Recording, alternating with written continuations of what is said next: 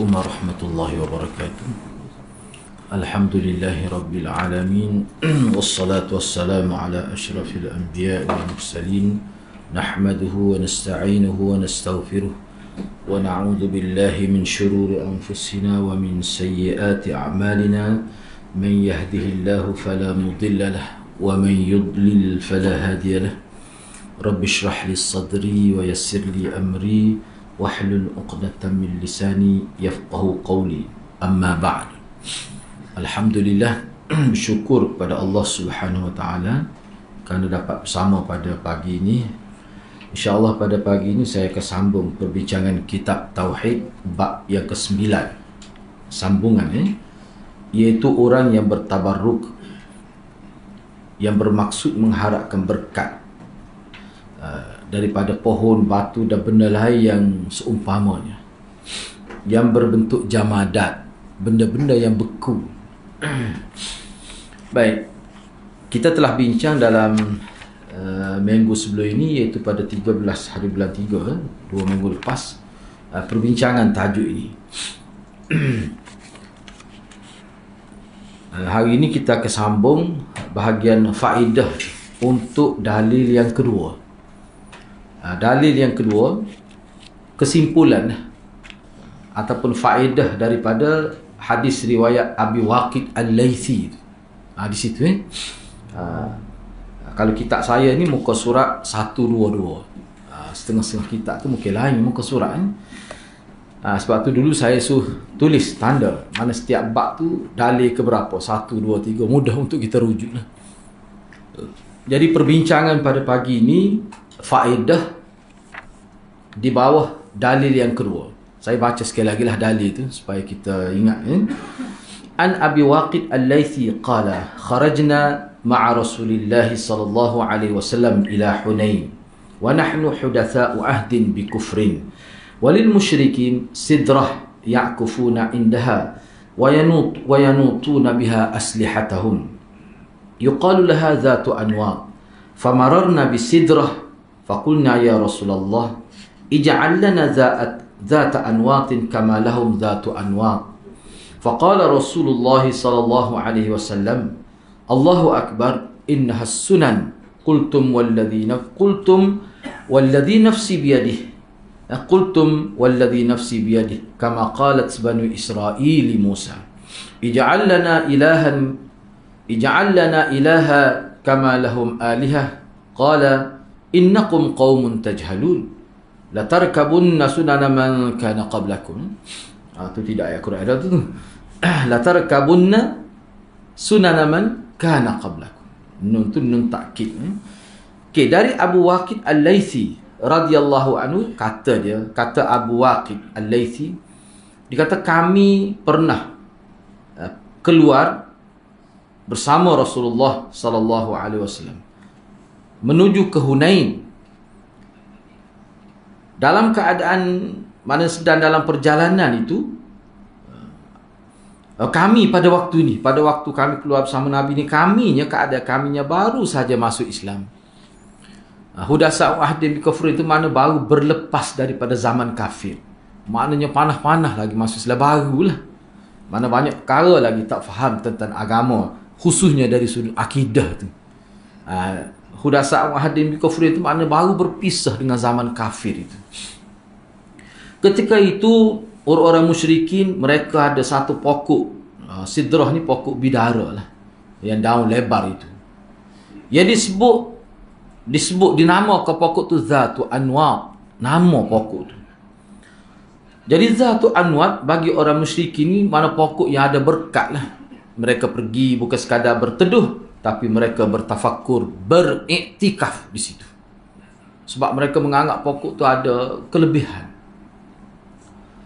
Maknanya sahabat Nabi ni dia sempatlah buat gitu. Sebab tu dia minta. Betapa pokok itu dianggap berkat sehingga orang kafir Quraisy, sehingga orang musyrikin pada zaman itu dia gantung senjata-senjata mereka pada pokok itu untuk mengambil berkat supaya dapat keberkatan pada senjata itu. Baik, bila mana kami melalui dekat dengan pokok bidara, sebatang pokok bidara lain ni. Bila kami lalu, kami pun kata kepada Rasulullah. Ni cerita sahabat ni. Riwayat daripada Abi Waqid Al-Laythi ni. Dia kata, wahai Rasulullah, adakah juga untuk kami zatu anwa', sebagaimana mereka pokok musyrikin tu ada zatu anwa'. Kalau ada molek juga boleh iktikaf. Boleh gantung, kita kata sakut beg-beg kan. Nah, kalau tidak sakut senjata pun dia nak gitu. Maknanya kita kata kehidupan zaman jahiliah tu belum selesai lagi. Tak habis lagi. Dia minta gitu. Maka Rasulullah pun kata, bila disebut tu Rasulullah takbir, Allahu Akbar, demi Allah yang diriku ada di tangannya, di mana diri aku berada dan nyawaku berada dalam genggamannya. Kamu benar-benar mengatakan sesuatu sebiji seperti yang pernah dikatakan oleh Bani Israel kepada Musa. Lagu ni lah dulu Musa minta, Bani Israel minta kepada Nabi Musa. Apa dia? Quran menukilkan kata-kata Bani Israel, permintaan Bani Israel kepada Nabi Musa. Buatlah untuk kami sebuah berhala, satu berhala seperti mana mereka ada berhala. Mana biar Tuhan ni biar nampak tengok. Sebagai lambang, tak apa dah. Kita tahu tu bukan Tuhan, tapi biar ada dalam bentuk, orang kata Tuhan yang bertanda. Dia kata yang bertanda ni lebih diingati daripada yang tidak bertanda. Dia minta gitu. Bani Israel dulu. Padahal Islam dah tu. Mula-mula peringkat awal lah. Baik. Nabi Musa pun kata, sesungguhnya kamu ni orang-orang yang jahil. Saya bubuh jahil. Tidak bodoh, jahil. Kalau bodoh takut dia tahu berat selajak tu. Padahal lebih kurang tu nak. Kamu ni, sesungguhnya kamu ni orang-orang yang jahil. Tak tahu. Dia sebenarnya bodoh dengan jahil ni berbeza. Jahil ni bukan bermakna dia bodoh. Dia cerdik. Tu jahiliah tu. Maknanya jahil tidak tahu tentang agama. Cerdik dia tu. Kalau bodoh ni lain. Kalau dia faham agama pun boleh jadi bodoh juga. Bodoh ni dia berkait dengan kemampuan minda tu lah. Tapi hak ni bukanlah kata bodoh. Cuma kalau nak kata bodoh pun, bodoh dah lebih dari tu lah. Sebab tu jahil tu dia makna lain. Kalau kita tengok dalam kitab, kenapa dikatakan dia, kalau dalam bahasa Arab bodoh dia panggil hamaqah ataupun sufaha, popok bodoh. Sufaha, safihun, seorang yang bodoh. Tu bodoh sungguh tu. Kalau ajar pun payah-payah tu. Ni jahil lah. Jahil dia tak tahu. Bila diberi tahu, bila diajar, dia faham. Tu makna jahil. Tapi kalau bodohnya ajar pun payah-payah. Itu lain. Sebab tu bahasa Arab dia ada kalimah-kalimah tertentu. Kalian pasti akan mengikuti tradisi orang-orang sebelum kalian. Tu kata-kata Nabi tu. Tu kata-kata Nabi. Jadi mana apa yang diminta oleh sahabat Nabi ni, mengikut riwayat Abi Waqid ini, sebenarnya kerana mereka pada waktu itu, sebab tu dia sebut kami pada waktu tu baru berpisah daripada zaman kufur. Jadi kalau kami minta tu, maknanya kesal daripada kehidupan zaman jahiliah. Sebab tu Nabi bui pengajian lagu ni lah dulu. Pokok Bani Israel minta dengan Nabi Musa, kamu pun begitulah juga. Moga baru kan? Moga baru-baru masuk Islam nak lagu mana? Baik, persoalannya sebelum kita pergi kepada faedah di bawah tu, sebenarnya permintaan itu untuk apa? Permintaan sahabat-sahabat yang baru masuk Islam tu pada Nabi nak, dia nampak, dia tidak nampak dari sudut keburukan. Dia nampak dari segi kebaikan, bertabarruk. Dia nampak baik. Jadi nampak baik tu mengikut pandangan dia semasa zaman jahiliah lah. Bila dia masuk Islam, dia ingat kau baik juga. Dia ingat kau tidak salah. Dia ingat kau tidak syirik gitu. Jadi pergi ke bawah pokok, orang Melayu kita pun dulu terlibat dulu kan. Kalau pergi pokok besar agak, dia kata minta maaf lah anak cucu tu pelalu ni. Orang kita nyakit juga dulu. Tapi Alhamdulillah hilang dah tu. Hilang dah tu. Lepas hilang dah tu lapuk syarat boleh langgar. Pokok-pokok. Tapi tok tu sama juga. Padahal anak cucu tu pelalu tu salah langgar, kena sama. Tak pakar. Tok lah ni tak pakar kan. Kalau dulu boleh kira. Jadi kalau kita tengok orang Melayu pada pengalaman pahit itu, pengalaman syirik itu. Tapi Alhamdulillah kalau kita tengok sekarang ni boleh katakan tak ada lah. Tapi hak saya dapatnya ke arah tu pula dah sekarang ni. Mana dia berpusing, nampaknya nak ada pula dah. Kalau lek dia ada, dia tidak pergi ke pokok jamu jembar dah. Dia pergi ke kubur pula. Dia pergi ke kubur. Tu ada dah. Sebab tu kena berhati-hati. Kena peringat ke ahli keluarga kita, biar jelas. Jadi sebenarnya permintaan daripada sahabat Nabi ni adalah dalam konteks tabarruk. Konteks tu sebenarnya nak ambil berkat dengan pokok tu. Biar jadi apa dia minta dengan Nabi. Sebab kalau Nabi buat, dia jadi adalah berkat tu. Kalau dia tak minta dengan orang lain. Dia suruh Nabi. Kalau Nabi tentukan mesti ada berkat. Mengenai Nabi ni wakil Tuhan. Jadi bila Nabi sebut gitu, maka dia fahamlah bahawa rupanya tak betul gitu. Rupanya salah begitu. Dia faham lah. Itu tujuan Nabi nukilkan kisah Nabi Musa tu. Tu. Kisah Nabi Musa tu. Jadi bila dia mari, Nabi Musa kata kepada Bani Israel, kamu ni orang-orang jahil. Jadi Nabi tak kata pada sahabat dia jahil, tapi sahabat dia faham. Kata kita dah tu. Padahal Nabi bawa nukil cerita Nabi Musa. Sahabat pun faham. Baik, cuba kita tengok faedah daripada hadis ni. Beberapa kesimpulan lah. Yang pertama, tabarruk dengan pohon termasuk syirik. Demikian juga dengan batu dan yang sepertinya. Jadi cerita Sayyidina Umar telah jelas yang kita mudah faham. Bila dia pergi nak kucup, nak istilam Hajarul Aswad itu, dia kata, wahai batu, mu ni batu ya. Kalau tidak Nabi aku buat gini, aku tak buat. Memang tak ada sah pun hadis sebut kelebihan Hajarul Aswad. Cuma kita buat tu atas rasa ikut Nabi, boleh pahala. Bukan kerana batu tu. Bukan kerana batu tu. Dari sudut tu. Sebab tu tak boleh sujud batu, tak boleh cium batu lain. Ikut jumpa batu cium. Tak boleh kiyah tu. Tak boleh kiyah tu. Golongan kuburiyun, kita sebut kuburiyun lah, baru ringkas. Kalau tidak kena huruf panjang. Kuburiyun, dia kubur dia cium batu ni. Dalam video, sahabat-sahabat saya yang adalah beberapa orang yang belajar di Hadramaut, di Bandar Tarim tu, dia biasa tengok enggak tak pergi tak apa lah ni, tengok dalam video dalam internet pergi cium kubur Tok Kenali dulu ada yang buat gitu. Dia nak cium tu dia basuh dulu, dia basuh 4 kali terakhir dia basuh tu dia tak ada air ambil untuk bui minum kepada anak, lepas tu dia cium batu tu. Ni kerja apa buat muslimat ni. Muslimin tak ada sebut gitu. Dia ada satu kumpulan marhaban dia panggil, mati semua dah. Cuma saya kenal beberapa orang itu sebab dia jiran saya juga. Masalahnya dia ketua dah. Tu ada berlaku kubur Tok Kenali. Tak ada siapa marah bila dia buat gitu. Tak ada siapa marah. Lama juga tu mak saya kata berlaku tu peristiwa tu terhadap kubur Tok Kenali. Sebab apa? Sebab Tok Kenali dianggap sebagai orang yang saleh, wali Allah Subhanahu Wa Taala. Sebab tu dah kalau kita pergi pondok di kubur Tok Kenali kan, kubur Tok Kenali hak buat bangunan tu. Dia buat macam wakah tu. Siap dengan pintu masuk, ada kipas ni. Takut panas. Jadi hak ni tak boleh berlaku ni. Saya nak sebutlah supaya kita nampak bahawa apa yang kita bincang ni bukan hanya ada dalam kitab. Memang berlaku dah dalam masyarakat kita. Misalnya cincin. Saya pernah jumpa. Mati juga dah dia ni. Dia ni qari nah. Yalah, qari. Baca Quran sedap lah. Dan dia ni niaga mata cincin. Allah, kalau dia kecek bak cincin kan. 5 cincin tangan dia pakai pergi sekolah masa dia mengajar. Guru saya juga dia. Guru kita nak awal. Kita harap dia berubah, tapi gitulah. Siapa pernah dia di interview berkenaan dengan kelebihan mata cincin. Dia sebutlah mata. Mahal lah mata. Saya dengar sendiri. Dia sebut ni ada kelebihan. Mana binatang bisa tidak akan ganggu kita kalau pakai. Memang dia sebut. Masa tu tak timbul lagi kayu kokar tu. Orang tak jumpa lagi perahu Nabi Nuh tu. Tak jumpa lagi waktu tu. Tu.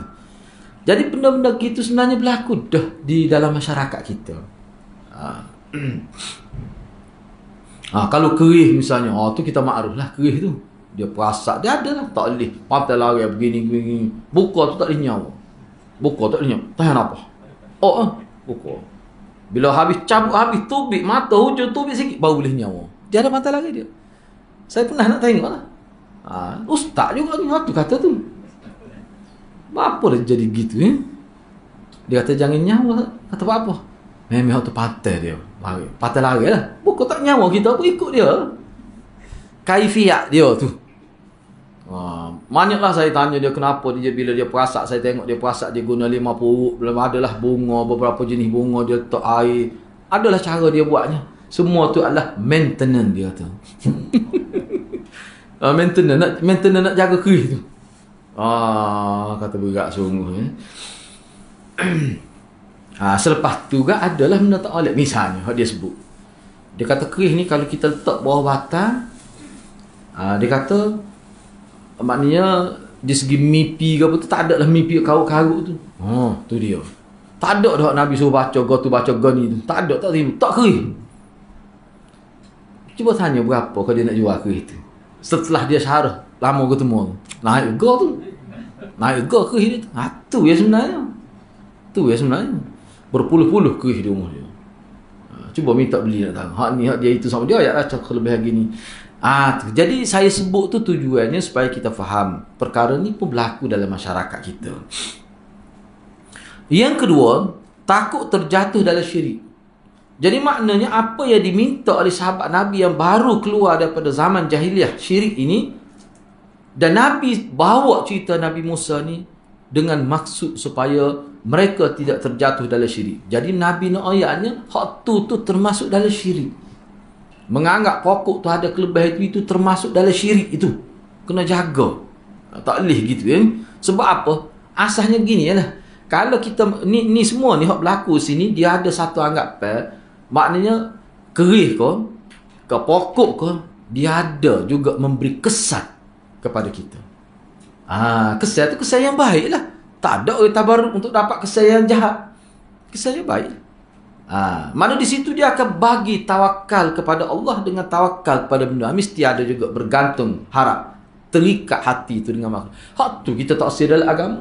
Sebab tu pakaian di tubuh kita ni, macam mana cincin ke perhiasan ke apa saja, semua tu adalah semata-mata pakaian saja. Jangan lebih daripada tu. Kalau pakai cincin pun dengan maksud perhiasan, sekadar itu semata-mata tak apa. Kalau ada maksud lain, dia boleh mengganggu Allahus Samad itu. Tempat bergantung. Allah tempat bergantung. Dia boleh terganggu. Sebab kita beli tu dengan niat tu, dia mesti terganggu. Sebab ayat lah. Kalau ayah kita cicing, tak ada ke ayah kita pun tak syarah pakai ambil diri dalam tu. Dia tak syarah ke apa. Tak terletah barang gitu. Supaya kita beli obat panadu, tak terletah. Tapi kalau hak tu mama dia kata guna ayat Quran. Tak apa, buat tangkap azimat guna ayat Quran. Misalnya kalau ada orang kata begitu. Ulama kita bahas lama jamil dalam kitab. Memang kau tu khilaf. Betul? Kalau kita tengok dalam kitab memang khilaf pun. Dulu bincang lama juga dengan Maulana dalam kelas masa belajar. Mana kata betul. Betul hak tu. Sebab itulah ulama kita kebanyakan yang kata, yang berpihak pada pandangan yang kata boleh pun itu untuk rawatan saja. Bukan untuk tangkar sebagai tak kena lagi. Cuma ambil azimat, tulis ayat ke tak kena. Dia tak ada penyakit apa pun. Nak elak daripada kena. Tak lihat tu. Apa tu? Kalau ada ulama kata boleh pun, kita kena terima pendapat dia kata tak boleh. Sebab apa? Sebab dia boleh membawa kepada syirik. Dia teringat, dia tak ingat dah ayat Quran tu, dia ingat ke tangkal. Itu bahaya. Tetapi kalau dia sudah kena penyakit, hal tu tak apa. Hal tu ulama lebih kata boleh untuk rawatan saja. Sehingga boleh kita buat air tawar, jampi guna dia panggil ruqyah itu. Guna ayat Quran. Hal tu ulama kata boleh, bukan tak ada lah sunat agama. Cuma tangkal dia bahayanya sebab tak kena lagi seolah-olah kita berbentengkan dengan tangkal itu. Walaupun ayat Quran, dia tak ingat dah ayat Quran itu. Dia ingat ke tangkal itu. Azimat. Tak boleh. Kalau ada yang kata boleh pun, dalam bab ni bila berlaku khilaf antara syirik dengan tidak syirik, kita kena ambil hak tak boleh. Sebab kih ni khilaf hak berat. Bukan khilaf bab fadail ni. Jadi kena faham tu. Tapi kena ingatlah kau ni khilaf. Tetapi dia jadi bahaya. Dia ada bahaya dia. Sebab itulah guru saya, Maulana dia kata, tak usah buka luah lah dalam benda ni. Jangan buka luah sangat. Takut jadi masalah. Kalau sakit pergi hospital dulu. Ni nampak gelembung tangan. Pergi jumpa Tok Mama, Tok Mama kata sahai buat ni. Sebut nama. Saya kena Saidi tu. Tak boleh hakak tangan sebelah. Mula-mula kahwin tak boleh hakak tangan. Sebelum ni kau tak ada apa-apa. Kita apa? Kita tak caw nak ngutur ada lenguh pakai pegang sebelah. Satu hari tu adalah orang tu minta, orang ni minta pergi Ustaz Den jumpa ni bukan penyakit biasa. Sebab apa? Sebab doktor cek saya, dia kata molek. Doktor tu dia pergi. Kita tak segi. Bila pergi jumpa ni baik 12 ni ya tu Om. Dia buatlah kita kejut tengok cara nak ayatnya saya pun kena. Orang lain tak sebanyak dah cerita orang lain. Nak ayatnya ni kena beringat. Sebab kalau kita ngaji hadis, kita kena mikir bagi-bagi gitu. Dia buat ada cara dia buat pelik lah. Oh dia kata ni saya rapat nah buat ni. Kata tu nama ke dia saya tu. Dia kata cuba sebut nama saya. Tengok tu orang. Kita tahu dah menipu angin. Datuk ni nanti aku sebut dulu ya. Kita pun nak test dia. Sebut nama Ustaz Nasing. Ni dia tu. Ustaz Nasing, kawan tu duduk ngaji Pakistan. Kata penasihat tu nipu aku selai pala lecah hati kita dah. Sebut Ustaz Nasing, kita patah atas masa tu internet dah. Atas mesej dua dah. Yang tahu kerja lagi ni. Dia kata berapa pula. Buat kanan nak kanan. Sokor dia. Jalan dah dia kata lama dah buat tu baru kena. Nak ayatnya penipunya. Baik, kita nak tak ana bersakap baik gini ya, sebab kalau kita belajar hadis, ada dalam hadis pun sebut. Tok Wamo tu dia sebut tu sebenarnya dia nak fitnah ke tak? Tak.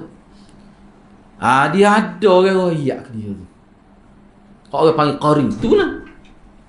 Tu kau tu royak ke dia. Royak tu dalam bentuk berat sangka. Hati dia rasa cenderung. Gitu ya sebenarnya. Tu orang panggil membenarkan dukun itu, membenarkan arraf. Dalam hadis bu. Jangan kita membenarkan arraf tu. Bahaya na'udzubillah. Sekali boleh jadi kalau kita tidak terdidik dengan cara baik boleh sangka buruk dah tu. Tu benda-benda gitu. Tak boleh dalam agama tak boleh gitu. Patut percaya kepada benda-benda gitu termasuk percaya kepada baik tu tak boleh, itu tak boleh, bahaya tu. Kalau kita kata tidak syirik lalu pun, dia gisi tu, nak gisi tu tu. Sebab tu kita dalam bab syirik ni kita kena tahu. Hak saya tekan sama. Benih dia tu. Benih syirik. Bila benih syirik, dia akan membuah ke syirik lah. Dialah tak jadi buah lagi, tak jadi pokok lagi. Tapi bila kata benih hak tu, dia pergi situ. Orang Arab kata, apa ni?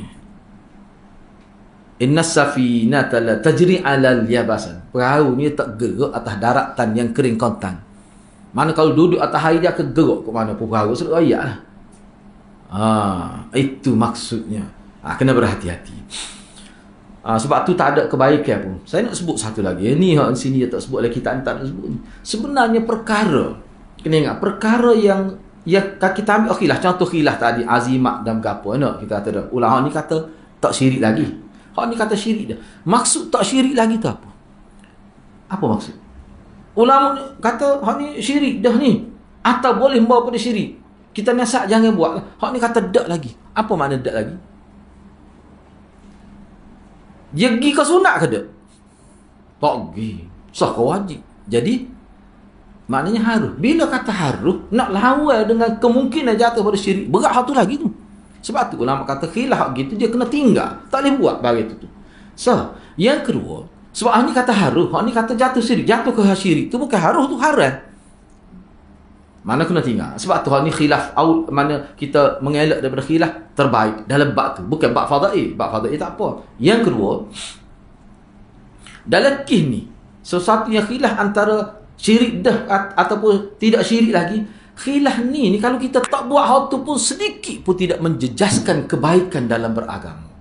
Misalnya, kalau kita tidak pakai azimat pun tak. Azimat lah kita kata, tangkar dan sebagainya. Tak ada ke cara lain yang kita boleh. Mana orang yang tidak hidup dengan azimat ni jadi lagu mana? Lebih baik ke? Kau jadi tak baik? Lebih baik. Sebab kita kata tawassul. Kita ambil biarlah saya tawassul kepada orang mati. Dikubur begitu. Ada kata khilaf. Hak ni kata boleh membawa syirik. Hak ni kata tak. Baik. Bagi saya dalam keadaan sebuah konsep tadi harus. Hak ni kata jatuh bersyirik ni kira-kiranya harus tu. Hak tu harus. Yang kedua, kalau kita ambil kaedah tadi juga, baik, kalau kita tinggal tawassul tu pun, tak ada dah ke tawassul lainnya. Yang kita boleh bertawassul juga. Seolah-olah kalau tak ada tu tak ada dalam amalan dalam Islam. Gitu ke? Tu kena tengok tu. Padahal kalau tinggal tu pun banyak lagi tawassul lain yang bersifat syar'i tu. Tawassul dengan doa orang hidup. Tu boleh, tak ada masalah. Sama-sama kita boleh doa dengan ayat kawan dia hidup, dia pun doa. Bahkan hal tu boleh pahala besar. Bahkan kalau dia tak suruh kita doa, malaikat ke doa kebaikan kepada kita dalam hadis. Maknanya tawassul hak tu kalau tak buat pun tidak menjejaskan kehidupan agama kita. Bahkan lebih baik ada. Cuba perhati molek. Kalau bab hak kami khilaf siapa ulama kata tak boleh bawa pada risiko yang lebih besar. Maknanya hak tu kalau tinggal pun tidak menjejaskan ibadat. Bahkan lebih molek lagi. Dan kalau kita perhatikan dia akan ada. Kalau kita tinggal tu, dia ada juga makna tu. Misalnya kita tinggal tabaruk dengan pokok, dia ada tabaruk dengan baca Quran. Tabaruk dengan semaya malam, tabaruk juga tu. Tabaruk dengan doa orang baik. Maknanya tinggal 1000 lagi hak sunnah duk tunggu kita. Tu sebenarnya. Sebab tu bagi saya tengok betul-betul orang yang orang buat benda ni betul-betul dia telah kena talbisu iblis itu. Seperti guru Mufti Besar Kelantan kata almarhum lah. Bagus dia punya perumpamaan dia. Sepohong pokok naka tu ada 50 butir. Sebutir yang kita barutnya pakat duk lihat barut tu. Kok tak barut dia tidak duk titik air mulut tu. Duk tengok apa barut ni.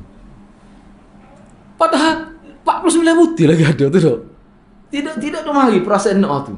Tinggal tawassul dengan mati kubur. 1000 lagi tawassul lain hak ada depan. Apa tak ambil tu? Hak boleh. Itu masalah. Sebab tu bagi saya ni talbisu iblis. Kena perangkap syaitan. Perangkap iblis. Tu sebenarnya. Kita kena tengok gitu. Jangan kita ingat sebabnya ulama pun sebut. Benda yang dilarang tidak sebanyak benda yang dibenarkan dalam agama. Kita ambil makanan. Apa dia makanan yang dilarang? Boleh senara. Tapi cuba senara makanan yang dibenarkan. Tak kelik kita hari ni. Kau nak tulis tu. Banyak dok. Cuba tengok pergi di Maidin, kedah mana ke, semua boleh makan belakang tu. Tak ada serve tak boleh makan. Lepas tu pergi ke kedah, kalau pergi di, kita kata di, inilah, di kita kata Selangor, ada juga dalam kedah dia ke ni tak boleh makan. Kecil ya tempat tak boleh makan tu. Hak boleh makan tu penuh makan. Agak dia tak suku lah. Daging babi, kecil ya. Mana babi belakang tu. Jadi hak tak boleh makan. Hak boleh makan ni banyak. Sebab tu saya biasa sebut pada pelajar, kalau boleh gula batannya, buhalal. Katalah ada satu kaedah, dia boleh pelembut batannya. Boleh buat sayur batannya. Halal. Kalau doktor kata tidak akan menyebabkan berlaku kerosak kepada maidah kita tersebut, boleh makan. Sebab memang asal dia boleh. Asal lagi boleh. Tu noyanya agama kita. Jadi kalau hak Nabi takwil tu, Allah boleh bilangnya jari. Hak ni tak boleh, hak lain boleh berlaku. Tapi kalau dalam ibadat dia tutup awal-awal lah. Tapi kukuk mana tetap dia banyak hak boleh daripada hak tadi.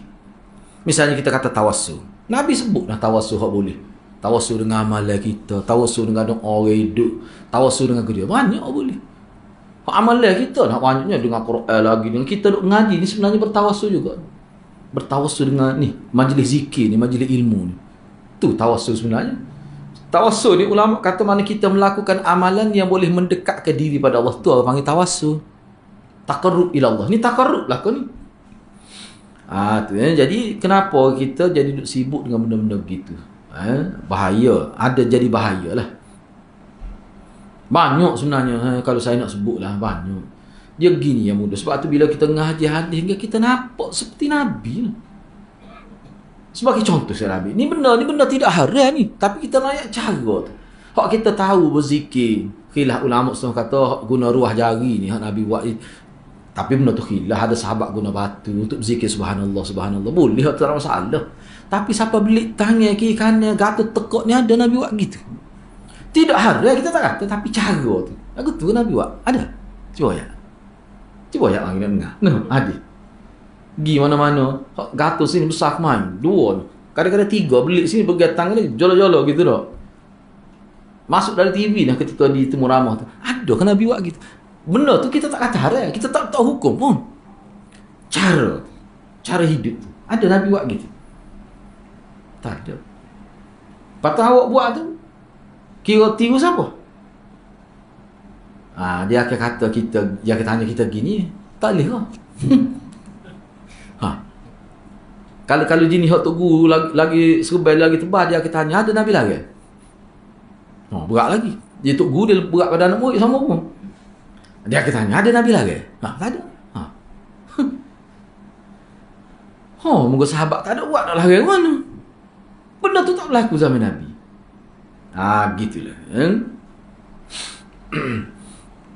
Yang ketiga, tak habis lagi situ. Kerana seseorang terkadang menganggap baik sesuatu dan dia menyangka boleh mendekatkan diri kepada Allah SWT atas nama andaian, ala sabili takdir, secara andaian. Akan tetapi ternyata hal itu sebenarnya menjauhkan dirinya daripada rahmat Allah Azza wa Jal dengan sejauh-jauhnya. Dan malah sebaliknya, mendekatkan diri kepada murka Allah. Bukan sekadar menjauhkan sejauh-jauhnya daripada Allah, bahkan dia menimbulkan murka. Boleh menatijahkan murka Allah kepadanya. Mana kita minta nas'alus salamah wal afiyah tu. Oh, dia tulis kat Rumi, kita pun nak baca payah tu tak. Tengok terjemahan baru faham tu. Oh, tu nak baca mana tu? Nas'alus salamah tu wal afiyah. Tu tengok terjemahan baru kita faham tu. Kita meminta kepada Allah keselamatan dan sihat tubuh badan, afiah, sihat. Tu. Yang ketiga, yang menjadi ukuran lah, penanda aras dalam menghukumi sesuatu adalah dengan memperhatikan hakikat makna sesuatu. Kita tengok hakikat dia. Hakikat dia. Bukan sekadar nama dia. Awak bubuhlah nama Sufi, Nawagawa. Itu tak penting bagi saya. Saya nak tahu amalan awak tu apa dia. Bahkan hidup cara Sufi tu sendiri pun, nama tu sebenarnya tidak dipopular ke zaman Nabi pun. Nama tu sendiri. Patut zaman Nabi ke dia guna nama? Sunnah tu lah. Sunnah tu hak Nabi. Hak Nabi popular ke? Apa nak guna cara hidup cara Sufi? Bagi saya nama tu pun, sebab tu ulama kita ramai, ulama sebut ulama bincang nama tu saja tu lama mana. Nak boleh tubik nama Suf tu. Suf tu daripada apa? Suf tu. Ya tu ya nisbah pada orang tu, Sufiyun. Suf tu apa makna? Asalnya setengah kata bulu binatang. Sebab orang Sufi ni dia zahid, dia pakai baju tu, baju ni bau busuk, bulu ke bau busuk. Nah bila pak tu kan, macam-macam lah nama tu. Tak apalah, kita tidak kata tak boleh nama tu. Konten dia tu macam mana, isi kandungan, kandungan dia tu kita nak tahu. Setara Imam Ghazali tu orang kritik, ulama kritik sebab dia pernah menganjurkan supaya tidak kahwin untuk beribadat. Ulama kritik kebuk tu. Tak kira sebab dia kira ni bercanggah dengan ajaran Nabi. Satu ketika lah, satu ketika. Cuma saya daripada pembaca saya, Imam Ghazali ni berubah, banyak berlaku perubahan dalam hidup dia hasil daripada kajian pembacaan, sehingga ada kata dia mati ada kitab berada di sisi tubuh dia. Kitab Bukhari tu kata itu atas rada dia. Bila dia mati, kitab Ihya tu antara kitab awal yang dia tulis. Sebab tu ada kekurangan banyak. Kita kena tahulah tu. Tapi Imam Ghazali ni sumbangan dia teramat besar. Kita boleh topai. Yusuf Qaradawi kata saya jadi setahun ni Imam Ghazali ni, kata Yusuf Qaradawi. Tapi saya tidaklah terima semua. Bila kita belajar, kita pilih lah hak tak molek, misalnya hadis hak tak siapa perkat maudhu' ada dalam kitab Ihya, kita buat hak tu. Dan Imam Ghazali dia tidak jatuh kerana hak tu. Hak baik terlalu banyak jasa dia. Kita kena ingat gitu. Bapa sebab kita ada panduan. Dia ginilah mudah ni sebut orang mudah ulama kita ni. Ulama kita tanya, kenapa Nabi seorang apa cukup dah Nabi? Sahabat tak cukup seorang, dia kena ramai. Kadang-kadang sahabat ni tersalah, ditampung oleh sahabat ni. Tapi kalau Nabi, tentu benar, mesti benar, sebab dia maksum. Kalau ulama, lagilah ramai. Kalau seseorang ikut seorang je ulama, sesat dia, boleh jadi sesat. Sebab apa? Sebab manusia ni mesti ada salah, sahabat mana pun. Orang yang tak nampak salah ni, tak buat gapo-gapo. Nak nampak orang ni, dia tak buat apa-apa, poti api. Dia gitu, dia mudah patuh. Mana kata salah mana? Bila dia berperanan, dia ada buat kerja, baru orang nampak. Tu ya manusia ni. Nak tahu lemah dia, buat kerja. Baru boleh tegur. Yang ketiga di sana, jadi yang menjadi kita kata penanda aras untuk menghukum sesuatu adalah dengan memperhatikan, kita lihat pada hakikat makna sesuatu, bukan tengok nama dia. Kerana dalam hadis ini Nabi SAW menjadikan permintaan para sahabat sama dengan permintaan kaum Nabi Musa AS. Mana Nabi bandingkan, siapa hak mu minta dengan hak Bani Israel minta dulu. Padahalnya hak sahabat Nabi minta, dia bukan minta Tuhan dalam bentuk berhala. Hak dia minta, dia nak pokok tu, pokok berkat itu. Tetapi hak Nabi kata siapa dengan pokok Nabi Musa minta. Pokok Nabi Musa minta, dia minta alihah, biar ada juga berhala dalam bentuk arca yang boleh dilihat daripada 4 dimensi ni kita kata. Tak sama tu. Kita kata sebenarnya sama. Sebenarnya sama. Tu. Sebab apa sama? Sama dari sudut mana? Kita ingat orang kafir hak sembah berhala tu dalam bentuk tu, ingat sebodoh tu ke dia? Di zaman Mekah kita kata, patung-patung tu batu yang dia tebuk, dia buat. Tebuk mata, nak boleh ada mata setara tu dia tu dah tebuk tu. Hak je semua. Patut tak okey dia nak sembah tu, tak okey dia anggap tu Tuhan. Maka dia je buat. Ada ke Tuhan ni diciptakan oleh orang lain? Tuhan apa gitu? Dia tahu tu. Sebab tu dia hak tu sebagai tamsil, sebagai simbolik. Sebab tu dia letak nama orang soleh. Jadi bila dia pergi tu, dia qasak itu orang soleh yang telah mati. Maknanya dia sedang bertabarruk dengan orang soleh. Cuma orang soleh tu yang bertanda lebih baik daripada yang tidak bertanda. Biada. Gitu ya. Serupa dengan pokok tadi. Dia bukan semua pokok bagi dia. Cuma dia menganggap ada kelebihan. Kelebihan tu sebenarnya bukan pada pokok, tapi pada benda lain yang ditajalli kepada pokok tu. Itu sebenarnya. Sebab tu dia tidak semua sebarang pokok tertentu. Jadi pokok tertentu tu dia mengambil kira dari sudut mana? Misalnya kalau ada dulu setengah-setengah orang pokok tertentu yang Rasulullah singgah situ. Hak Rasulullah tak singgah, dia tak kira ada kelebihan. Mana dia ada kaitan dengan orang soleh. Ada kaitan dengan sebab dia ke mana kalau kita dia akan pergi ghuluun fis solih. Dia pergi situ juga ke mana. Surah ayat lah. Kalau bahagian dia akan pergi kepada melampau terhadap orang soleh. Tak surah ayat. Dia akan sampai situ. Tu sebenarnya pokok dianya, butir dianya. Sebab tu kita dalam agama ni Islam sekat awal-awal lagi tak boleh ta'assub, tak boleh fanatik, tak boleh. Apa? Dia akan pergi situ, pergi pada ghuluun fis salihin.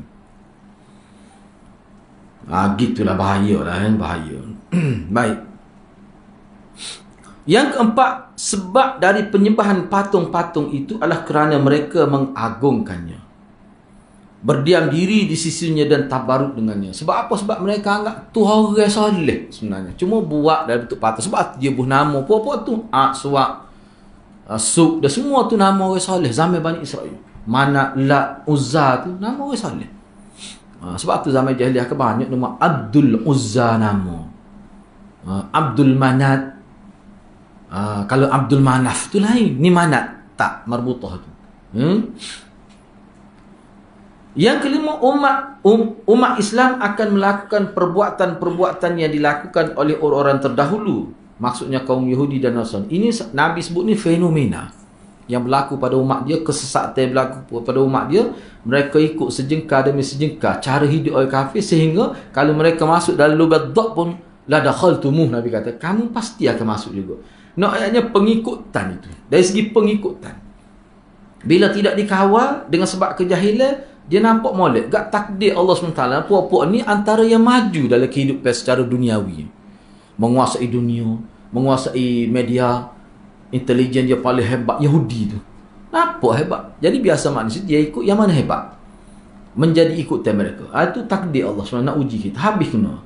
Siapa pening pokok-pokok teori konspirasi ni kan? Pening pakai dia. Habis jadi hal tu dia. Tu nak yakin pening lah tu. Kalau tidak pening tak jadi gitu. Yang keenam, tanda dan bukti kenabian Nabi kita. Ni termasuk dia panggil apa ni? Bukti kenabian lah. Bukti kenabian. Jadi Nabi Muhammad ni dia boleh cerita umat hak terdahulu. Cerita tu daripada mana maklumat itu? Daripada wahyu. Nabi sebut lalu ni lah dulu Bani Israel tak minta pada Nabi Musa. Boleh kaya lalu pada Nabi Musa dengan Nabi ni berapa ribu tahun. Yang kedua, kesyirikan akan menimpa umat. Kena berhati-hati. Realiti. Syirik seperti mana syirik asal akan berlaku pada umat Nabi SAW. Yang ke-8, celaan terhadap orang-orang Yahudi dan Nasrani juga diarahkan kepada kita agar kita waspada. Bila sebut, bila cercaan, bila kutukan Allah yang Allah tujukan kepada Yahudi dan Nasrani, kita kena tengok kenapa dikutuk, kenapa dicela, kenapa mereka dihina. Padahal mereka lah bangsa yang paling bertuah, paling ramai.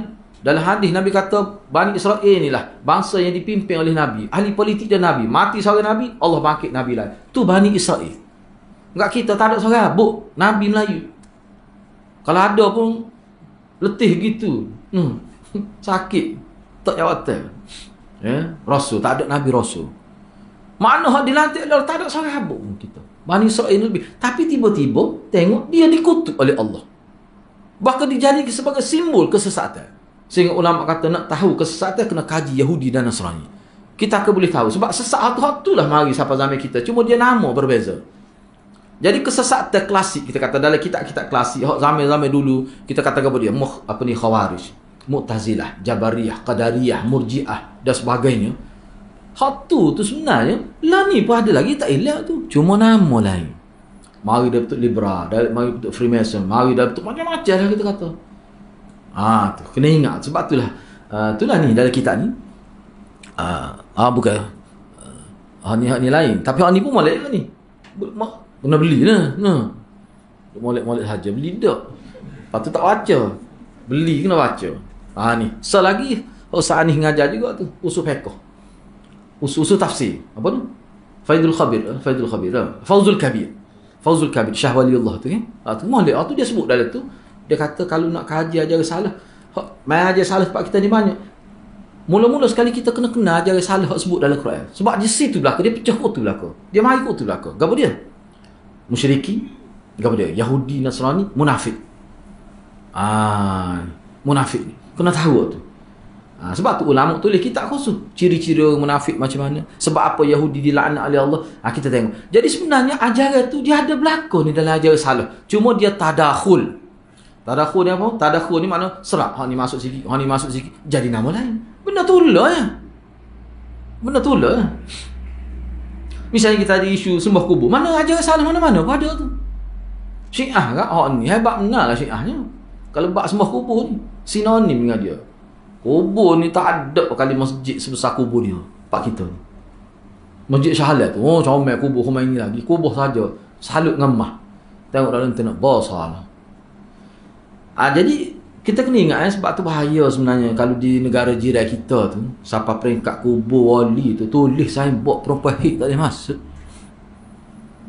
Bila ditulis di kubur perempuan haid tak boleh masuk, kita masjid tak boleh tu. Kubur tu tulis. Maknanya ke dia? Maknanya mereka anggap mereka terhadap kubur tu sampai ke satu tahap masjid dah. Disiplinnya. Sehingga perempuan haid tak boleh masuk. Sedangkan masjid boleh masuk lagi perempuan haid. Dalam mazhab Syafi'i boleh masuk tapi masuk sekejap. Misalnya kalau dia nak litah masuk ke masjid haram ya tak? Dia masuk pintu tubi'un. Boleh. Dan mazhab Syafi'i kata tak boleh masuk perempuan haid pun. Boleh juga kalau dalam akadat tu. Tapi kubur tu wali sama tak boleh masuk. Saya pergi seminggu tu dia pergi wali putar. Dia klik saya. Dia kain redak saya so. Dia tanam ambil 2 tinggal kenta ambil 2. Kita buat klik sangi pakai duk lemari pakai tak buka-buka. Nak ayatnya bahayanya. Kita tak tahu ya. Masalah kita ni ayat tak dengar. Dah tengok dalam internet tak sih benda-benda begitu. Dia gini, kita kena ingat ajaran salah ni sebenarnya pelik ajaran salah. Kita nampak ni ringan atau tak apa setahun ni tak apa lagi. Jangan kita ingat dia tak bergerak ajaran salah dia hidup. Dia bukan mati ajaran salah. Kita nampak sikit tu sikit. Dia hidup tu dia gerak. Lepas tu orang hak bawa pada kita, dia tidak bawa hak berat lah, dia bawa hak ringan-ringan dulu. Sikit dia tengok wuyah ni telah molek, makan molek ni. Minggu depan mari lain pula. Tahun depan mari lain pula. Tengok berat lah. Duduk tengah dah. Tengah tak ada mula-mula duduk tengah. Dia akan gerak, dia hidup. Kena berhati-hati. Sebab tu Nabi, sebab tu kalau dalam kitab akidah dia panggil juzur. Setiap ajaran salah ni kita kena tahu juzur. Juzur ni mana benih dia. Daripada hak tu dia membesar. Syirik ni dia ada butir dia. Antara butir dia ke dia? Melebihi puja orang salih. Tu butir syirik.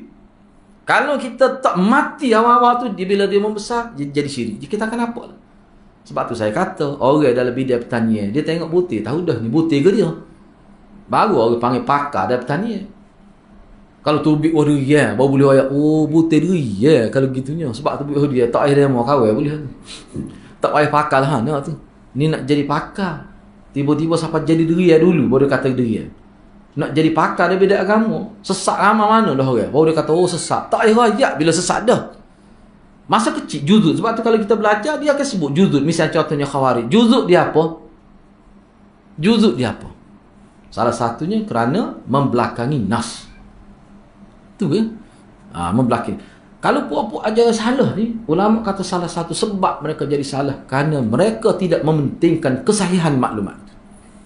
Sebab tu kita tengok dia ambil maklumat dhaif saja. Dia tak kira hak tu. Sedangkan Imam Bukhari kata umat Islam ni perlu dididik dengan hadis sahih. Dengan hadis sahih cukup dengan hadis sahih. Tak ambil dhaif tak apa. Dia sebenarnya kalau kita perhati, kalau kita, walaupun hadis dhaif, ulama kata boleh sekadar untuk fadail, kelebihan gitu. Nak asas ibadat tak boleh. Nak menyahabitkan salat tak boleh dengan hadis dhaif. Tu. Baik, cuba ikutilah dia punya salat-salat bid'ah kuliah saya buat tu di Sarjana Utama. 131 salat bid'ah. Syekh Laknawi kata, dia kata saya pun heran, dia kata. Macam mana puak ni, sebab solat-solat semua boleh katakan hak dhaif tu banyak, nak dhaif jiddan maudhu. Kebanyakannya hadis dhaif. Apa suka sangat hadis dhaif? Sedangkan hadis dhaif tu disiplin nak ikut hadis dhaif untuk fadail ya. Kita nak menyabitkan satu ibadat sebesar solat tak boleh dengan semata-mata hadis dhaif. Tak boleh. Okey, salatul bauli, salatu sunnatil bauli, salat sunat kencing. Aja dengar. Kalau ada semua hak tu puak kita buat. Enggak kat kita ngacak ke kencing. Boleh tahan semaya dah puak kita ni. Tu saya tanya, lepas kencing mayah lalu kau dah ambil wuduk tu panggil solat wuduk gong bu solat sunat kencing. Ulama kata solat sunat wuduk tu hak tu pergilah lagi solat sunat wuduk tu. Berat alias, sebab tu saya tekan sangat tu sebab berat. Kita tengok cuma kita ni kadang-kadang jelah tengok letih gitu sebab kita duk tepik di mikrofon tak tukar ni berapa kali dah tukar mikrofon. Tak jadi apa, sebab apa? No. Orang yang ada authority, ada kuasa no. Tak bertindak. Tu tak apalah kita buat setakat kita boleh buat. Nak buat. Baik, cuba tengok lagi. Yang ke-9, larangan daripada tasyabbuh. Tasyabbuh ni mana menyerupai perbuatan orang-orang jahiliyah, yakni Yahudi dan Nasrani, kecuali ada dalil yang menunjukkan bahawa hal tersebut merupakan bahagian dari agama Islam. Kalau tak ada dalil, dia gini, maksudnya kalau serupa dengan kafir ni, kalau dalam bab yang ada dalil dalam agama kebetulan serupa dan perkara itu tidak bercanggah lah, maksudnya tak apa. Hak kata tasyabbuh ni, hak Islam tak ada hak tu. Dah hak tu bukan dalam kehidupan dunia, tapi kehidupan akhirat. Jadi serupa. Misalnya sama pakaian, tak apa, pakai kok tak apa lagi tu. Enggak, kok tu bukan pakaian agama. Tapi serupa misalnya kata sambut hari jadi, tu agama tu. Dalam agama Majusi, sambut hari jadi tu sebenarnya dia unsur nak membesarkan api tu, sebab tu dia ada lilin. Kok tu dia pergi asalnya. Orang kita ni dia buat lilin, dia bubuh lapus pada lilin kot, cuma dia pasal elektrik. Orang tak panggil lilin lah, tak panggil api, dia panggil elektrik. Gong sungguh. Masa ambil sekotak nak buang dengan kotak-kotak saya. Apa? Sebab dia jadi hak dia. Dia orang Islam, dia berasa tu hak dia dah sambut hari jadi tu. Padahal tu bukan hak orang Islam asal tu. Tu susupan tu. Itulah ayatnya bila kita ambil ajaran lain begitu lama berakar umbi nak buat jadi saya. Siapa tahu tu tak tahu. Yusuf Qaradawi kata tak ada faedah langsung sambut hari jadi. Yusuf Qaradawi kata. Enggak benda nak tahu ada. Lepas tu perayaan, tak ada perayaan dua. Sahabat Nabi tak ada, tak pernah buat. Tapi zaman tu buat dah Majusi. Yahudi pun tu buat dah.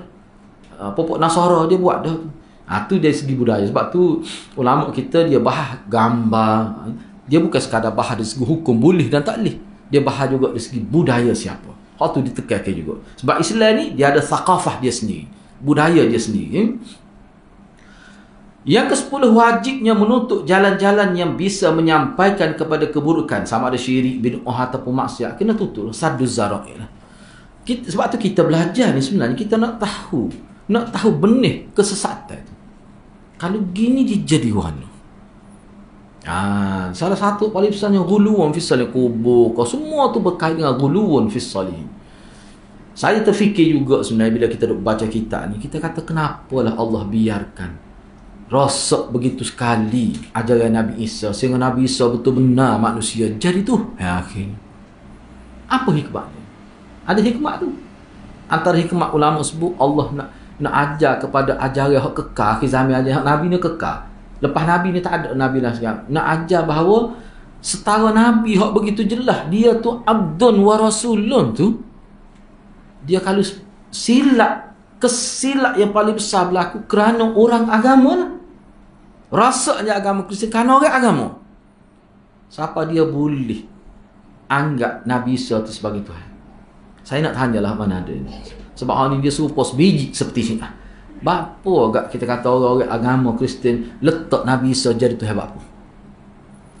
Dia tak tahu kan Isa tu manusia. Tahu. Bapa cuba fikir. Seperti mana Syiah, ulama Syiah letak maksumnya para imam tu bapa. Dia tahu bahawa imam itu tidak maksum. Dia tahu, dia kenal Sayyidina Husain tak ada buat kesalahan Hasan, dia kenal muka manusia belakang. Bapa letak juga ke dia nak sebenarnya. Cuba kata mana. Ni kita kena faham. Sebenarnya pemimpin agama Nasrani dia buat gitu sebenarnya sebagai persedia awal untuk dia reka ajaran agama. Bila dia reka ajaran agama, dia letak atas nama Nabi Isa. Orang akan terima sebab dinisbah nama Nabi Isa. Puak-puak Syiah ni nak. Ulama-ulama dia reka sebanyak mana hadis. Nak suruh orang percaya hadis tu, dia kata ni kata-kata Ahlul Bait. Ni kata-kata Imam Maksum. Dia letak gitu, orang percaya. Dalam agama Islam kita, hadis ni disebut pada Nabi, tapi kita tak akan percaya kecuali melalui satu disiplin ilmu yang kukuh. Kamu katalah ini hadis Nabi, kami nak tengok dulu sanad dia. Kami tak percaya walaupun kamu kata ni hadis Nabi. Buih mulut, topik kau telenga mulut katakanlah. Bukan mulut, buih. Katalah topik kau telenga buih tu kan. Kita tak percaya. Mari dulu kita nak tengok dalil dia. Mana sanad dia macam mana? Nak tengok dulu. Tapi kenapa bila Allah nak rosakkan satu-satu ajaran, bila ada orang kata ni ajaran Nabi Isa, pok dia tak minta sanad. Muka sanad pun tak ada. Tu nak ayat penting sanadnya. Kalau pok Kristian minta sanad, mana sanad kata ni kata-kata Nabi Isa? Pok dia nak awal mana sanad? Ada sanad? Ada kitab Jarh wa Ta'dil? Kita ada. Syiah, sebab tu ulama kita dia kata tak pelik Syiah buat kitab Jarh wa Ta'dil pun dia buat. Tak ikut disiplin yang sebenar. Nak ayatnya dalam agama Islam ni, kalau orang kata hadis Nabi pun kita tak percaya lalu. Nak tengok dulu dalam kitab mana. Dalam kitab mana. Lepas tu nak tengok dulu mana-mana sanad dia. Lepas tu cek sanad. Dia ada ilmu tu. Tak erti tu.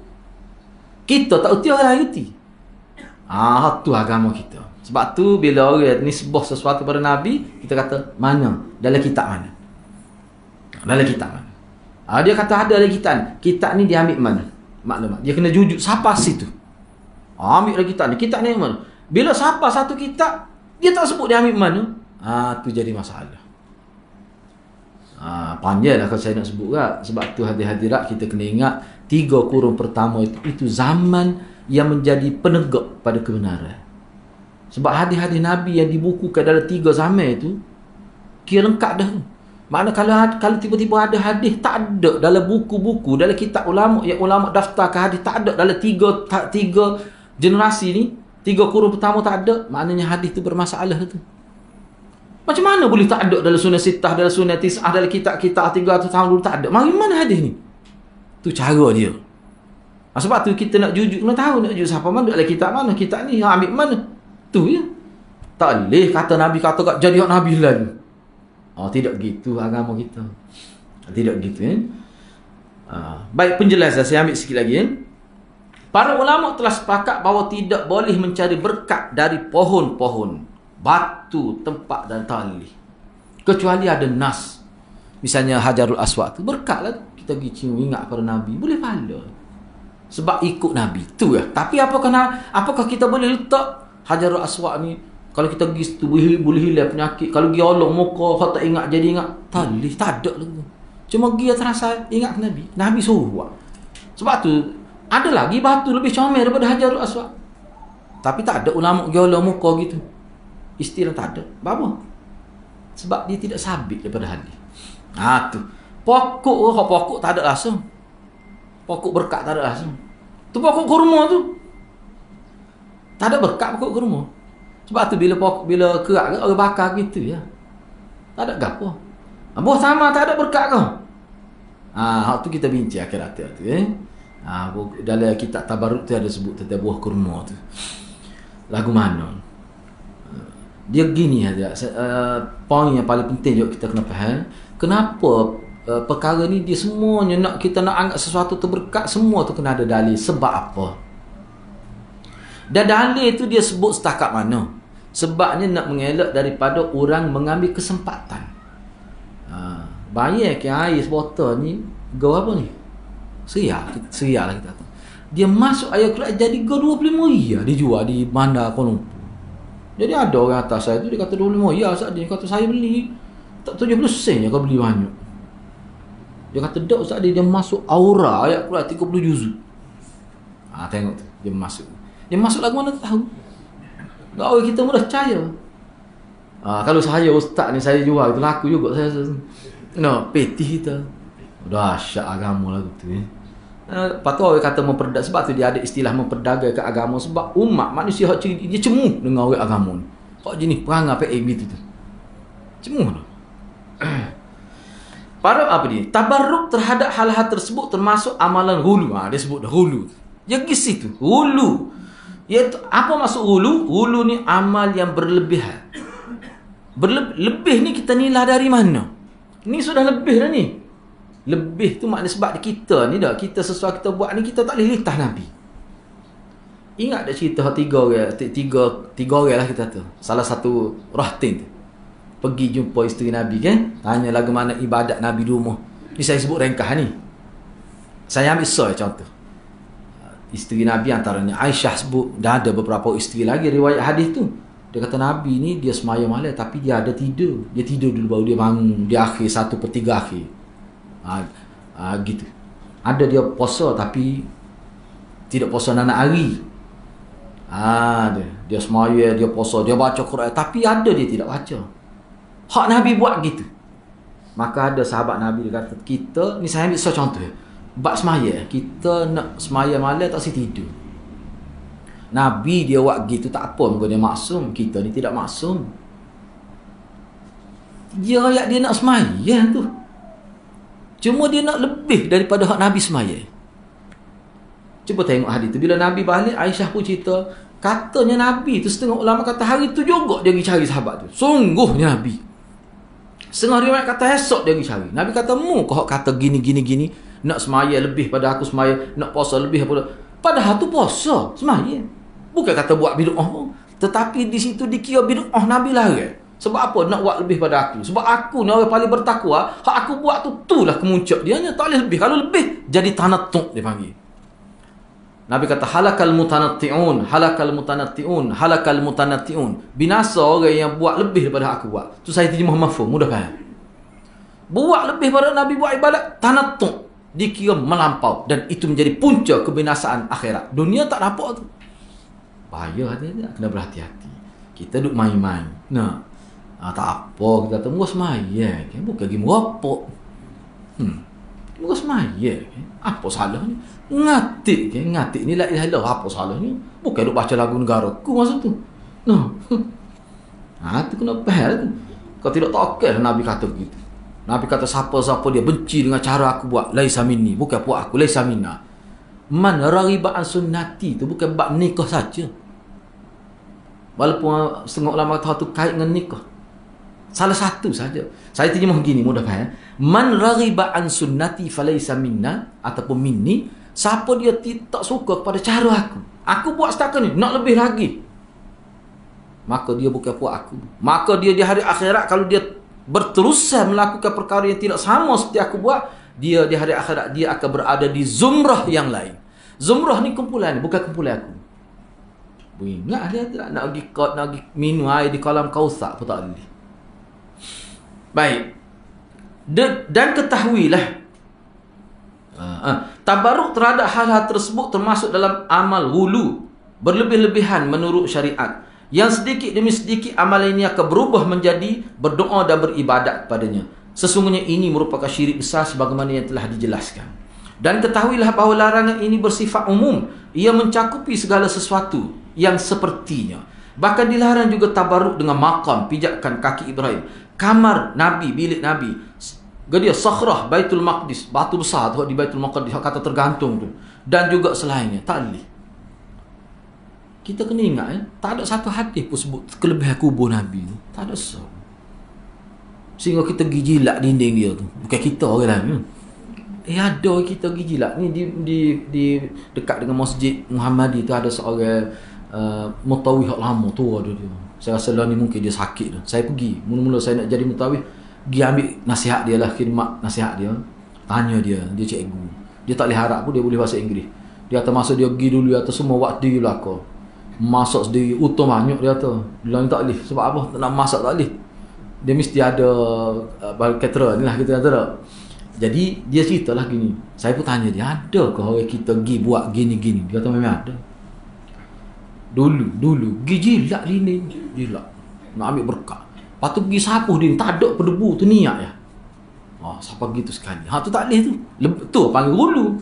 Hak kita perginya memang sunat ziarah kubur. Mana-mana kubur boleh. Cuma pergi kubur Nabi tu lebih memperingat. Sekadar tu ya. Kalau buat lebih jadi hulu. Siapa pergi nak ambil tanah pergi cekar dia setengah tu dia. Kalau pergi kubur sebab tu kubur dulu dijaga kubur Nabi bakit tu. Hak kubur Sayyidina Uthman lah muka tahu kubur dia. Hak kubur Sayyidina Ali tak tahu. Kubur sahabat-sahabat lain tak tahu. Tak boleh tahu awal-awal lagi. Kubur Sayyidina Uthman ada. Sebab dijaga. Sebab apa Syiah pergi ludah. Hak ludah tu Syiah. Hak orang kita pergi gini. Dia cerita lah. Dia pergi, dia senyap tangan. Dia mata dia tengok tangan turun bawah. Dia cekar tanah boleh poket. Dia jadi cerdik gitu. Tolong semua. Dia buat kelik tu, dia boleh lekai kuning, dia buat kelik. Dia ada sahur tu, ni tanah kubur Sayyidina Uthman. Tak apa-apa ke tanah kubur. Dia mari perasaan dia. Hak tu, hak tak boleh tu. Silat-silat kalau 3 generasi jadi warna. Wak bom tu. Kubur tu, ni kubur. Tanah ni tak ada, dijauhi. Kubur tanah haram. Sodah kecoh dah. Berebut anak-anak tu, hak tu. Akhir sekali, belah pergi sikit seorang. Dia jadi gitulah. Itu maksud hulunya. Benda ni misalnya tabarruk ni boleh. Kita kata tabarruk, contoh saya ambil tabarruk dengan Allah Ta'ala ke dia? Makan. Bismillah, sebab apa Nabi makan? Nabi pun sebut. Lepas tu, hak tabarruknya ke dia? Tabarruknya berbuka puasa dengan Allah Ta'ala. Itu tabarruk. Ada kelebihan. Boleh pahala tu. Tak kira Allah Ta'ala ke dia pun. Sebab tu, mana orang-orang Arab pun sebut kadang-kadang orang guna nama tamar Nabi. Pada dek-dek pun. Nak jual mahal. Ni tamar Nabi ni dia kata. Lepas tu bagi saya benda-benda tak jelas gitu. Kita kata saya kira tamar ni tamar hak mana hak sedap ya. Awak jual tamar Nabi, saya makan hak di bakit tu hak besar ni tu. Sedap pada hak ni. Saya nak makan tu biar tidak tamar Nabi. Sebab kita tahu dah tak tahu mana hak ni. Orang kita tak boleh bunyi tamar Nabi kan? Lalu dah. Jual mahal 100 riyal sekilo. Hak lain jauh lagi lebih sedap pada hak tu. Bahaya kita. Jangan layan perasaan gitu, bahaya. Baik, adapun mengusap dia buat sin cuba. Adapun mengusap dan mencium Hajarul Aswad serta mengusap rukun Yamani seperti yang dibuat oleh Nabi. Ni ada hadis khusus. Nabi gitu bucu dekat dengan apa ni, guna tungkat dia. Ada sekali tu Nabi buat aja, Nabi naik unta. Nabi nak tunjuk sahabat dia cara. Mungkin Nabi buat sekali atau awahnya. Nabi sampai situ, Nabi setengah ulama kata Nabi setuh dengan tongkat dia. Kemudian Nabi setuh hujung tongkat dia, Nabi cium. Sebab Nabi malah tak mau turun lah. Gua ramai kat sahabat tu, pergi tu. Di Hajar Aswad tu. Mana istilam dia panggil. Lepas tu ada cium tu pun ada. Cuma gitulah. Sebab tu kita kalau ramai kita buat gitu tak apa, dah isyarat saja dengan tangan kanan kan. Istilam itu. Hak tu ada. Boleh lah tu. Boleh lah tu. Tapi tak boleh lebih-lebih. Maka ini termasuk penyembahan kepada Allah. Sebab ikut Nabi. Pengagungan kepadanya dan tunduk pada kebesaran. Ini adalah ibadat. Sebab ada dalil Nabi buat. Termasuk dalam mengagungkan Allah. Kerana mengusap dan mencium Hajarul Aswad dan mengusap rukun Yamani termasuk ibadat yang pernah dilakukan oleh Rasulullah sallallahu alaihi wasallam dalam menunaikan ibadat haji dan umrah. Kalau ada tak apa. Baik, ni saya pun habis sikit lagi. Adapun kepada batu-batu dan pokok-pokok sebagaimana disebut di atas merupakan pengagungan terhadap makhluk dan menjadikannya sebagai sembahan. Kalau pokok tak ada pun dikatakan ada hikmat, ada kelebihan, sunnah makaniyah, tak ada. Sifat untuk pada pokok ni tak ada. Perbezaan keduanya adalah seperti perbezaan berdoa kepada Allah yang merupakan ikhlas dan tauhid dengan berdoa kepada makhluk yang merupakan syirik dan penyekutuan, yakni menjadikan tandingan makhluk kepada Allah. Kalau tabaruk dengan pohon, batu dan lainnya tidak boleh, apalagi tabaruk dengan kubur, lebih tidak boleh lagi. Dan ini adalah perbuatan syirik. Betul, saya terima, saya pun tahu. Ada setengah ulama kata dia tidak kata syirik selalu. Dia kata boleh membawa pada syirik. Kita pun tahu. Tapi ulama ni dia sebut begini. Sebab apa? Sebab hak ni lah punca besarnya. Lebih baik kita bertegak dalam masalah. Tak ada faedah pun sebenarnya. Sepatut pergi kubur ni bersih. Kubur patut istighfar. Supaya Allah doakan Allahumma gfir lahu wa'afi wa'afahu. Hak paling pendek tu. Tak, orang panjang tak ingat kita. Nah, hak tu tak apa dah. Tak sedut buat lebih-lebih. Di muka bumi tidak ada kuburan yang mengandungi barakah. Tak ada. Marah ni kalau kita kata begini. Tak ada. Kubur Nabi tak ada berkat. Tak ada. Apa? Patut pergi tak boleh. Boleh pahala. Mana-mana kubur boleh pahala. Dalam fiqh Syafi'i, pergi kubur kafir boleh pahala. Ingat pada Tuhan. Betuahnya kita Islam. Ni kalau mati gini lah ke mana? Jadi kau insah lagi. Tu nak ayatnya kubur. Kalau kubur kucing tu tak lah. Kubur manusia. Kuburan boleh diziarahi dengan syarat mengikuti disiplin dalam syariat Islam. Kena ikut disiplin. Disiplin tu makna sunnah lah. Kalau kaum muslimin datang ke kubur yang tertentu, kemudian mereka meminta-minta, istighatsah dan tabarruk kepada kubur-kubur tersebut, maka ini adalah perbuatan syirik akbar yang wajib dijauhkan dan ditinggalkan. Sepatutnya kita pergi kubur, kita doa untuk dia. Bukan kita doa supaya dia doa untuk kita. Balik baik tu. Ya?